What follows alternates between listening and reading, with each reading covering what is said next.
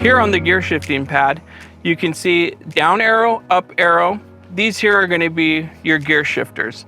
So down arrow is going to be downshift, up arrow is going to be upshift. There's 3 ranges in forward: low, medium, and high, 3 gears per range. In reverse, there's only low range, medium range, and high range. When shifting gears, if you're in L1, you're going to have more torque and more power with the tractor. H3, you're going to have less torque, higher speed.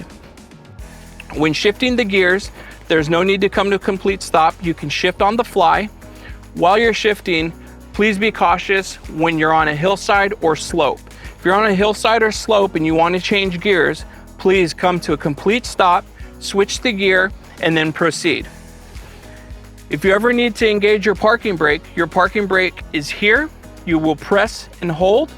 The parking brake will display on the dash and the smart screen, and your parking brake is engaged. And here you have your horn if needed.